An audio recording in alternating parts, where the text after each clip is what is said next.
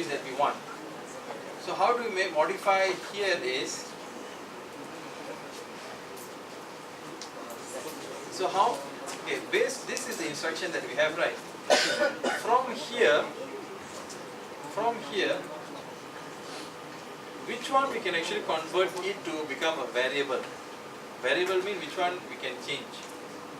Alright, it should be value 2 and value 1, right? That's what we want to change. It should become a variable.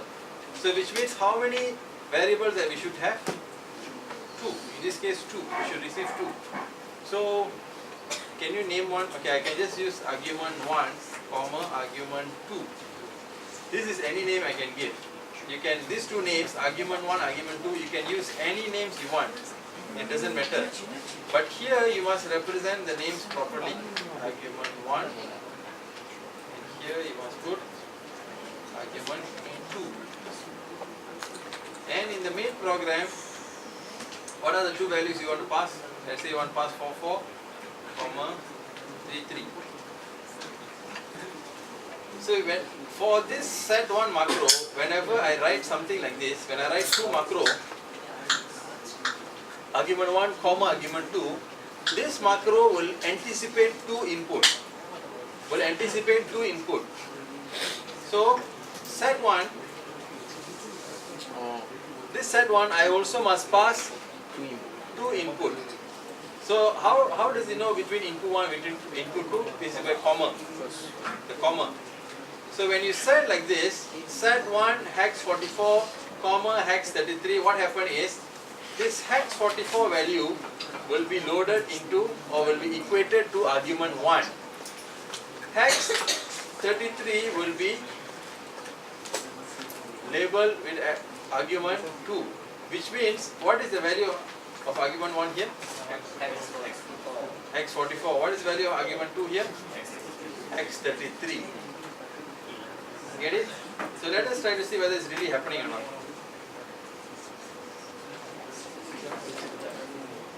So clear back. Memory. Let's F7.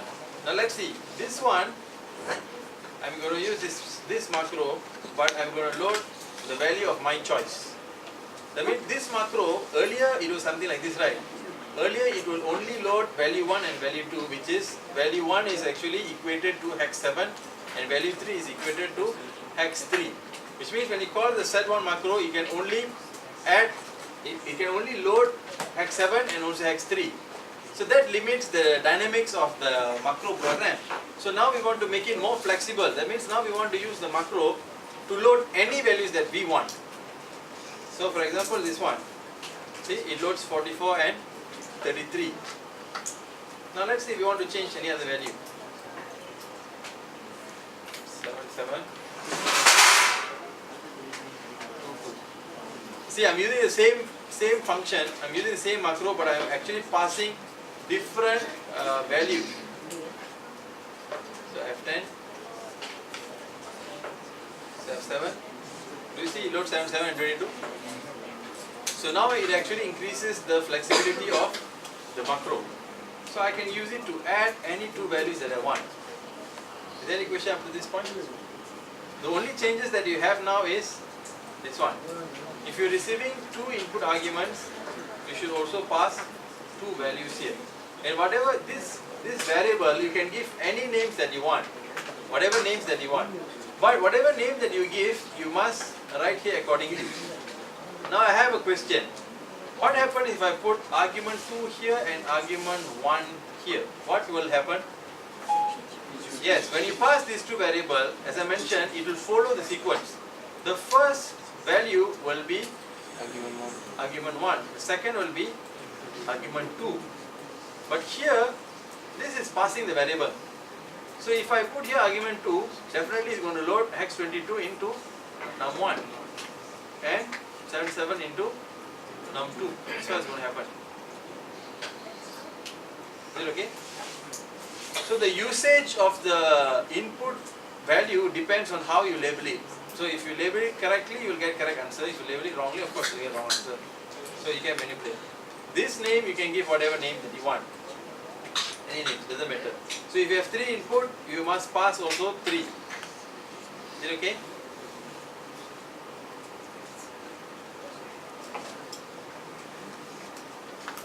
Any other questions so far?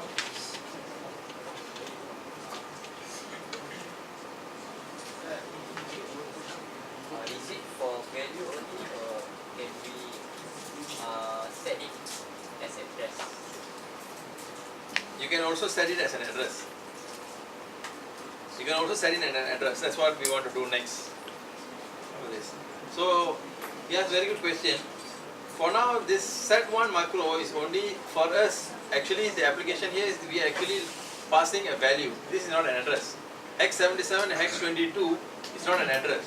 It is the value that we want to add. Now, can we pass address or not?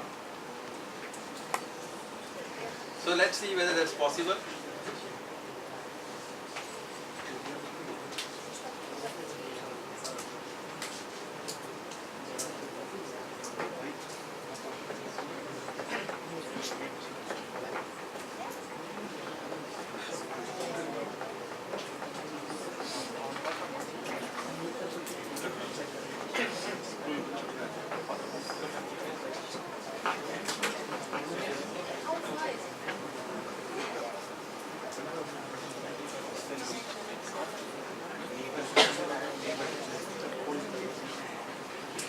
Okay, now let's actually take back the set1 here. So just now what we made was, we made the value that we want to add, we made it dynamic. So we made it as a variable. Now your friend is asking, can we also pass address? And then currently our address is fixed, right? num1 and num2, which is assigned to hex 10 and hex 11. Can we make this as a variable? Can. So let's make it a variable.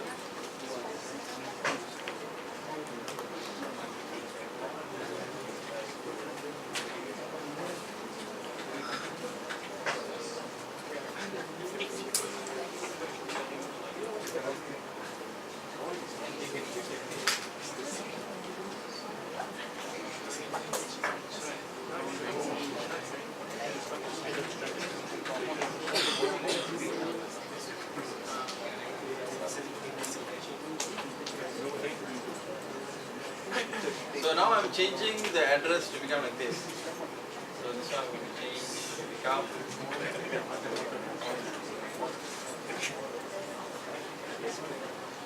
okay.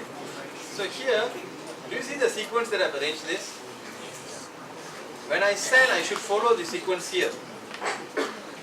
The first argument should be my first number which I want to add. The second sequence of the argument should be the second number which I want to add. The third sequence should be the address of the first number to be stored into, and this one is the second address where I want to store the second value into. So can you choose any? Okay, I just choose hex 20 and hex 21, which I'm going to load here and here. Is it okay?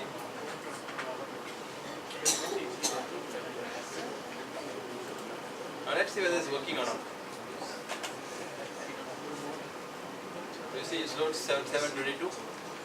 So in other words, we have passed data and we also pass the address. That means you can use this address. If you want to choose any other address, it's okay.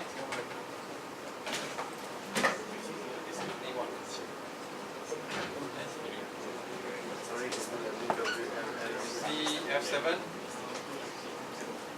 It's loading to another address. So you can make it very, very dynamic like this. So this macro, now what we have made with this macro is, we have created flexibility in the sense that we can load any two values into any two file register address. Are you following?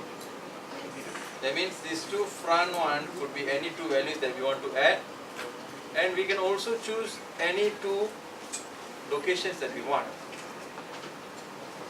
Now we get any question up to this point? The name for the address ADD is fixed or we can put anything? As I mentioned, for the macro, this one is whatever names that we can give. Any names. But make whatever name that you give, make sure you must use it here lah. Because whatever value you pass will be tagged to this label. And this argument will be used here inside your macro. If you tag and you're not using, then there's no point. Yes, Aman. How many variables can we use in one macro? A lot. Unlimited. So now let us now try to combine the data directives with the macro. That means, can we substitute this thing with this? Yes. Yes, you can. So let's again do this one. Num1 already assigned to hex10, num2 11, value 1 and value 2. So I can also write like this. Value 1, value 2, num1, num2. So what I'll be doing? I'll be passing value 1 which is hex 7, value 2 which is hex 3, num1 which is hex 10, num2 which is hex 11. So let's see whether it's working or not.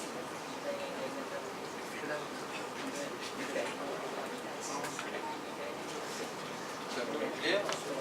7. Do you see that? It actually loads. So it's working. Now the add also, let's say we want it to be able to receive any two arguments that we want. So you can put argument 1, argument 2. And we also need to store in a result in a different location, right? So we need argument 3.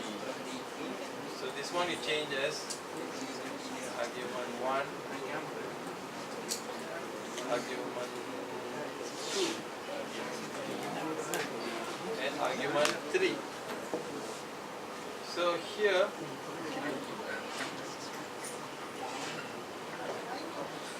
so what are the three things you need to pass? It's 3 arguments. So it must be num1, num2, then result. Of course, here I'm passing num1, num2, num3 result, which I've already defined here. Why? It's because for the loading macro, I'm using the same address. So here must be the same address also. If you load in a different address, then you're adding a different address, of course, you won't get any answer. That's what I'm trying to show. Okay. Oh. There is has been a... The argument is Good. Oh, it's clear. Oh, because I didn't define down here.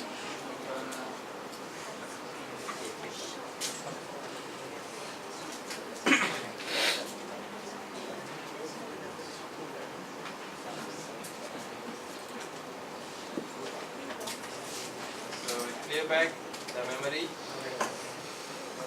7 in load, and when you add, you want to add to this 2 address, right? So you get the answer here. Now the same thing also we can use. So let's say manually change. You give 3 3 x 6 6. So these are the 2 values that we want to add. Can you give me? Okay, let's say we use another different address, hex 40 and hex 41. That means what you want to do?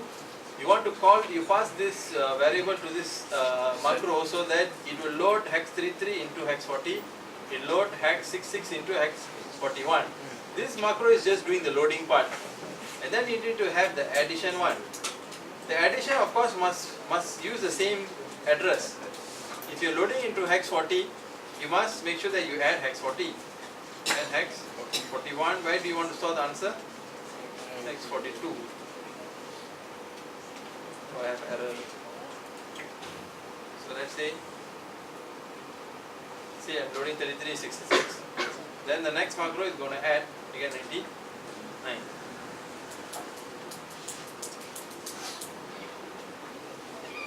Is okay? Yes. when you call the macro in the G program, Yeah. so the number on the parameters tally with the macro in the new file.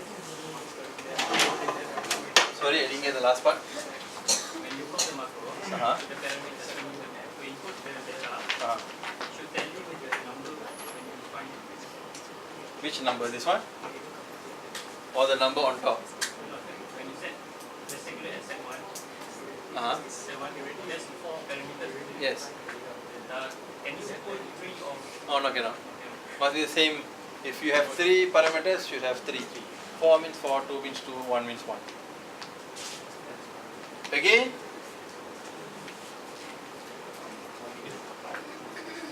what I'm trying to say, you can, the principle is you can pass how many variables you want also to this macro. But what you want to send, the sequence that you want to send is up to you. The sequence that I send here is the first value, second value, the first address, the second address. Okay, you can also send the second address, the first value, second address, and second value. It's up to you. You can send whichever way that you want. But make sure here you must capture according to the same sequence. So if here you send in the first value, second value, first address, second address, here, that's why I wrote like the first, first address, second address. Then accordingly I load. If you wrongly put move LW add 1, of course it will load the value. But add 1 here is actually referring to the address, which is 40. But when you wrongly tag it here, it will actually load hex 40 as a value inside working register. So you can, the principle is the length of the data which you, or arguments that you want to send must be the same. How you want to send, it's up to you. You can determine how you want to send, but make sure here you capture it in the same way, the same sequence.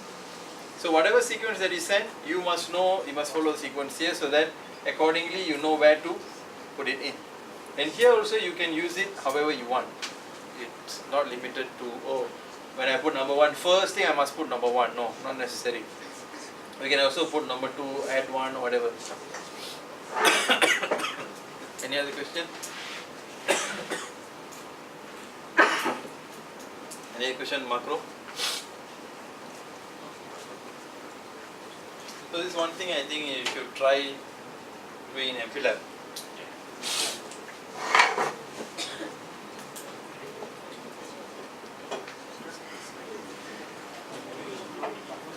So we are not doing this.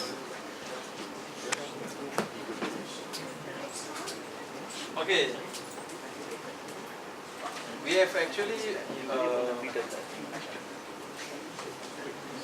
just now the data directive that we see is actually the end of data directive. After data directive is the macro directive. So where does this macro come in? So take note of the sequence. The macro always starts before the program start template. Before. So the sequence always comes like this. Should have hash include. After hash include, if we have data directives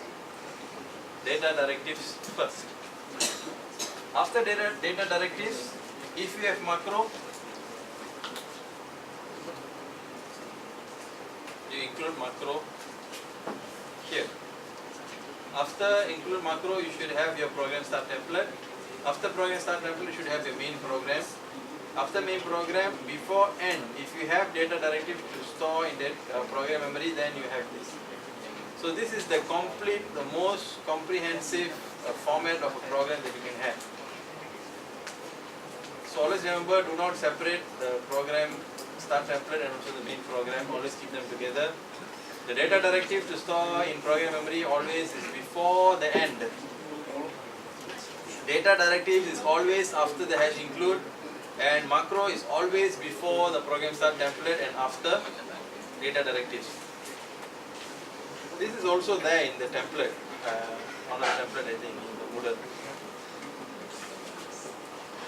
So the next one, after macro directives, this one we're not doing. We are going to the object file directive.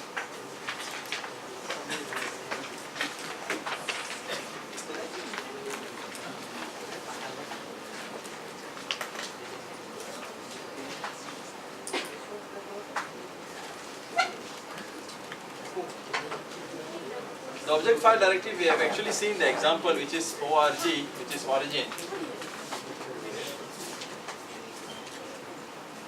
So I've actually shown you before that this origin can also have label and it must be followed by an expression.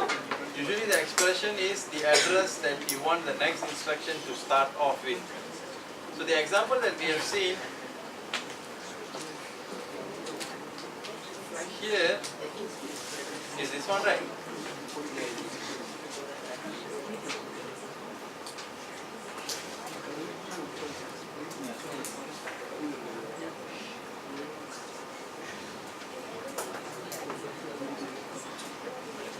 This one, origin hex 00 means what? What does this mean? Start This means this instruction will start at address 00. If we change this to 01, so how do you actually view this? in the file register. Actually view it in the program memory. You see address 00, what you have? Go to start. Go to start. So if we change this to become 02,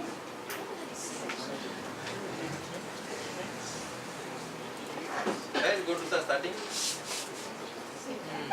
and address 02. But do you see in the program memory origin hex 00 or hex 02 here? Do you see? No, you don't. Because as I mentioned earlier, assembler directives just controls the flow of the program. It is not a code. That's why you don't see assembler directives here. Whenever you put DB or DW, do you see DB, DW here? You don't. Because it controls the flow only. So origin we have used the origin here.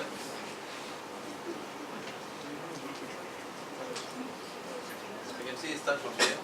You can also use the origin for especially for the data directives, this part here.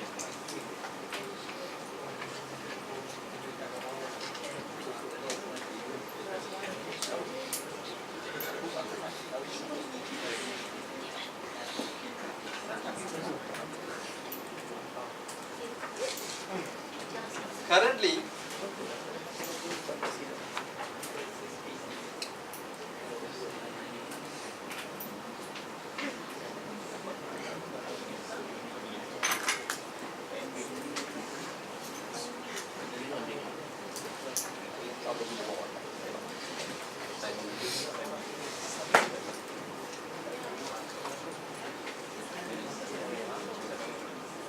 so let's make a simple instruction like this so you can see.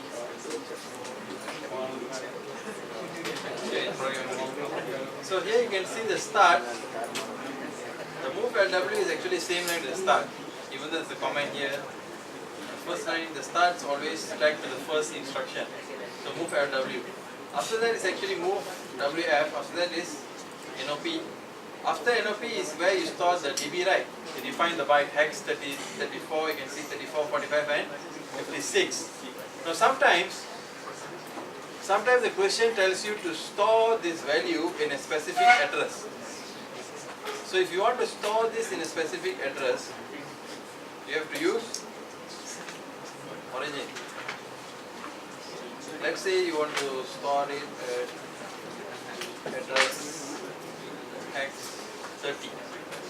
So when I put origin hex 30 here, what will happen? Start.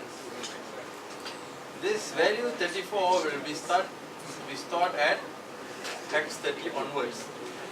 So let's see.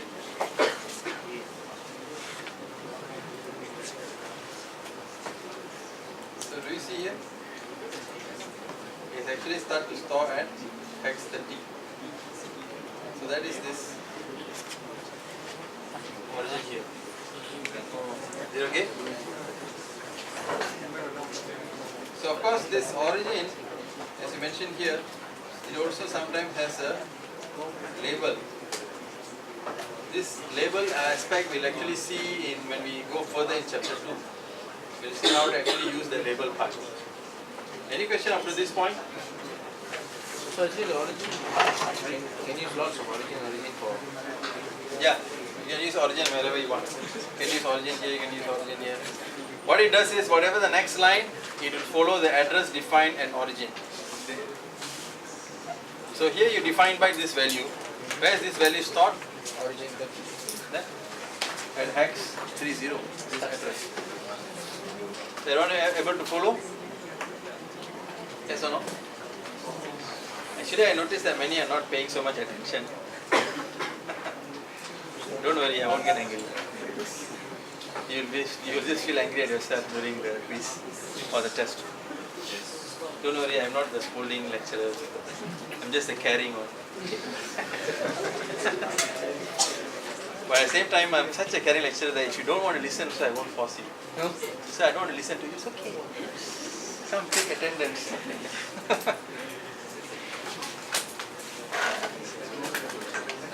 So again, there are a lot of limitations in this class in the sense that if you ask me, the position of the class is not good.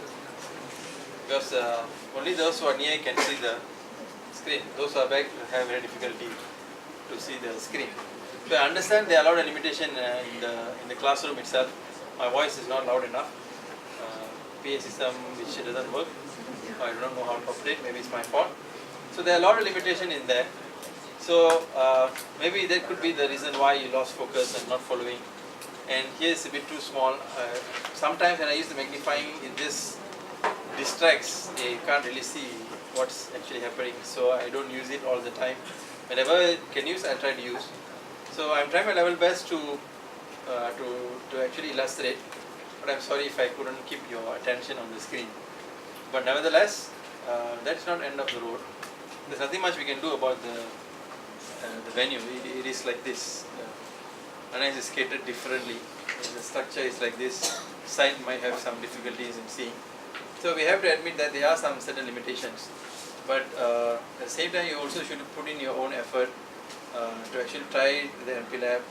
You already have a lot of questions. You can even try to solve that test 1 questions using MP Lab, which I did with another section. And in this way, you by practice only that you can actually be proficient in this subject. As much as why I'm telling this is because sometimes it breaks my heart to see students at the end of semester coming and telling, sir, I failed a subject, please help me. The thing is, you have to realize that I am trying my level best to help you to understand and willing to go extra miles to also try to help you understand. And I did mention that I am cursed with the curse that before test I always get busy. 5 years I've been lecturing, it happens all the time. So that's why I always tell you, whatever doubts that you have in that week, ask. Because I had to turn down a lot of students who come in last minute because at the same time I need to submit the final questions draft as well. So I had to turn down a few of the students who came to see me and say, sorry, I couldn't because I'm chasing a deadline here, I need to send the paper, I need to send the questions. So as I mentioned, don't wait until last minute. So work on. The thing is, maybe you all don't feel the weight yet. Take note that we have not even covered 1/3 of chapter 2. After chapter 2 we have chapter 7. After chapter 7 we have chapter 6. After chapter 6 we have, after chapter 7 we have chapter 4. After chapter 4 we have chapter 6. After chapter 6 we have chapter 8. After chapter 8 we have chapter 9. After chapter 9 we have chapter 12. After chapter 12 we have chapter 10. So I'm just reminding you. That if you're not paying attention or not helping yourself now, you will not be able to do. I'm not telling a negative comment, I'm telling the reality. That is the fact. Even though if you miss 10 minutes of the class, I'm sure you'll find it difficult to capture what's going on. Why I'm telling it earlier is because you still have time to change. You still have time to put in effort. I know that you all have tests. But the biggest mistake some of students they do is, you have tests, what do? You skip. You alternate. When you have EMF test, you skip micro P. When you have micro P test, you skip EMF. The problem is you're actually creating a snowball effect of blunder. Which means, let's say you assume you don't come for one class of micro P. Do you think you'll be able to catch up? 10 minutes you say you can't. So the thing is, the student keep doing it for every subject. So the problem is you are actually creating a problem for not only one subject, subsequently the other subject, and then throughout you become a habit. Got assignment, don't come for class. Got this one, don't come for class. Got test, suddenly the tune drop. I'm not going to have any problem. I'm just telling you so that you don't get caught in a surprise. Because towards the end of semester, you'll feel that chapter 2 is one of the longest chapter, And you'll note after chapter 2 we will be going very fast. If chapter 2, if you don't understand, I can see from test 1 that even chapter 1, a lot of you are still weak in the indirect addressing mode.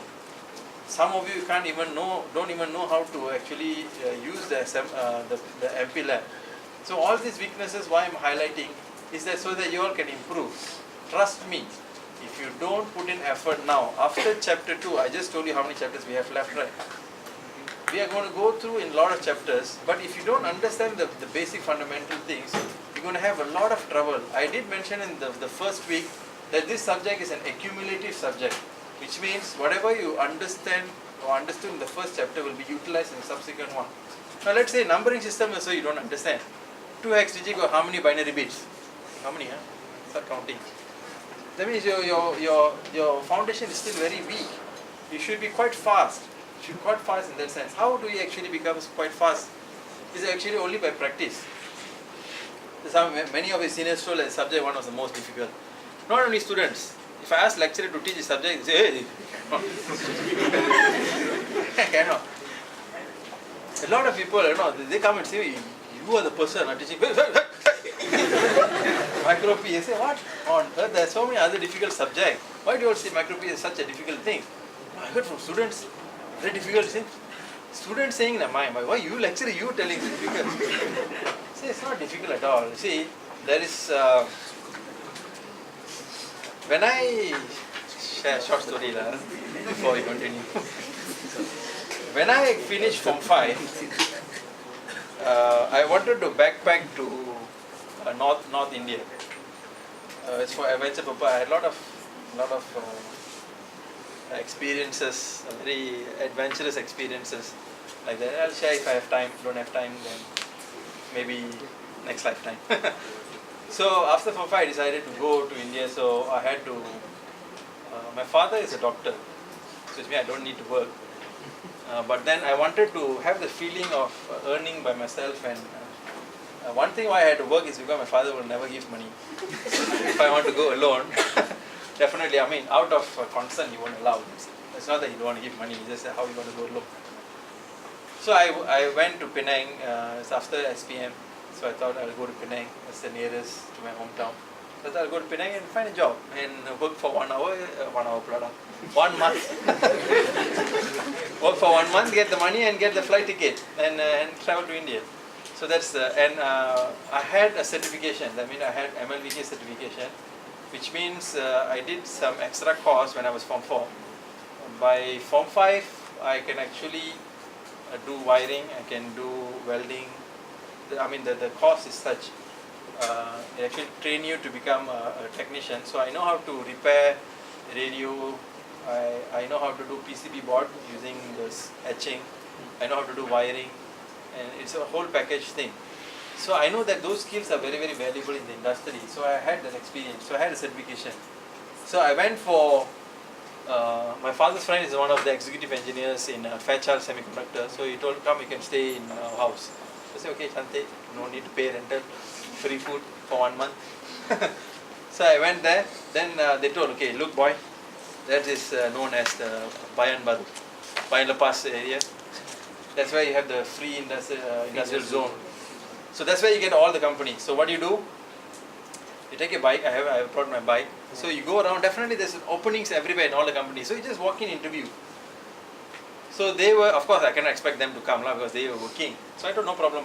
I'll handle that place. I have no idea how to go to that place at all. I do not know where the company is. They just told me, you just go.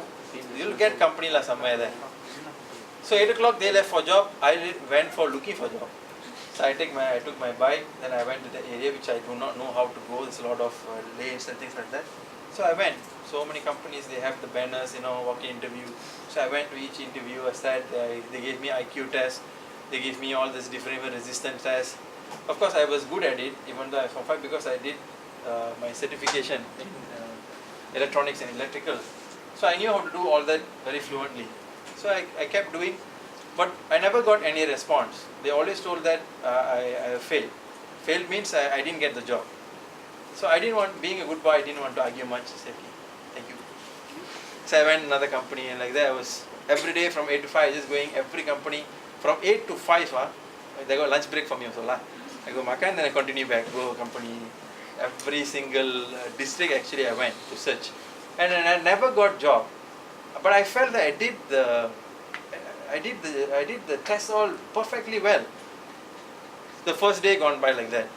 And all the offers were turned down. Second day, went 8 to 5, same thing.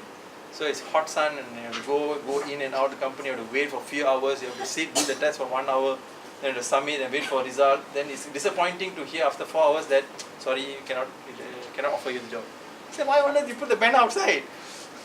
So the third day happened the same thing. So I went and applied and still there's one very nice Chinese lady HR. So she gave the test and I did. Then she told, I was very sorry. She's the only one who spoke very nicely. She told that, I'm very sorry, but you didn't get the job. So I was like, what is happening? See, why did I can I just talk to you for a minute? Then she told me, yeah, fine, can. See, why I didn't get the job? Did I do badly in the exam? Did I fail the exam? No, you actually you are the top scorer. I said, why am I not getting the job? Then she told, no one told you, is it? I said, no one told me. Why? No, because you're only 17. You're underage to join the company. That's why you got turned down. I said, that's the reason I never got a job. So of course I ended up working as a cashier nearby supermarket. Of course they gave me test also, but their test is easy lah. 4 ringgit 30 cents minus 10 ringgit.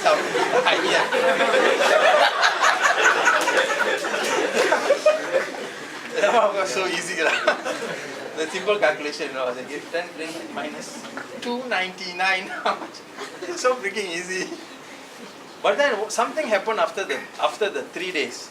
3 days I actually went looking for a job. There's a amazing thing happened. The thing was recording all this while.